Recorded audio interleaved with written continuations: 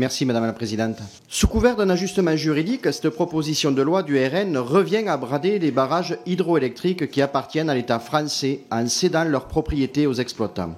Vous ouvrez la porte à une privatisation de ces ouvrages. Pour un parti qui prétend défendre la souveraineté nationale, c'est très déconcertant. Cette proposition de loi vise à mettre en conformité avec les injonctions de la Commission de Bruxelles qui exige leur mise en concurrence. C'est encore déconcertant venant du RN.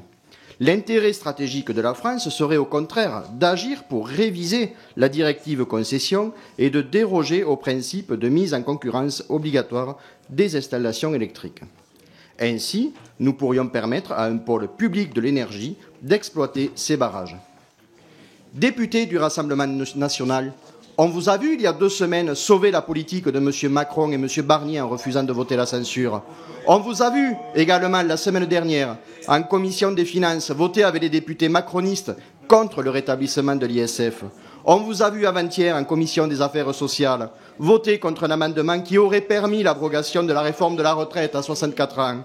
Et on vous voit aujourd'hui faire les copistes des macronistes en reprenant à votre compte la grande braderie de nos barrages initialement portés par le gouvernement Borne. Hypocrite.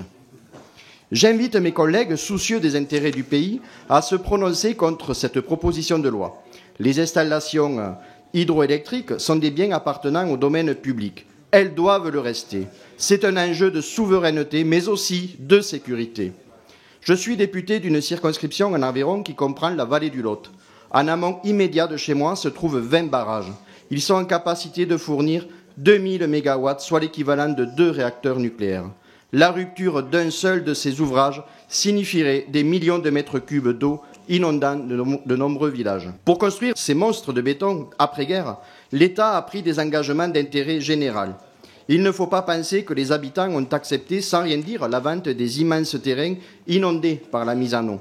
Ils représentaient une richesse agricole pour le pâturage, mais aussi pour les cultures impossibles sur les coteaux. En contrepartie, l'État devait rester propriétaire des ouvrages et garant des investissements nécessaires avec l'opérateur public EDF comme concessionnaire. Vous proposez donc de revenir sur la parole de l'État. La seule garantie que vous opposez, c'est de faire signer un cahier des charges en matière de sécurité aux futurs propriétaires. Ce n'est pas sérieux. La France doit dire à la Commission européenne que pour notre sécurité, le maintien des barrages hydroélectriques dans le domaine public n'est pas négociable. Ces barrages sont la propriété du peuple français et du contribuable qui les a financés. Les concessions doivent continuer à être gérées par EDF et demain, avec le nouveau Front populaire, par un pôle public intégré de l'énergie.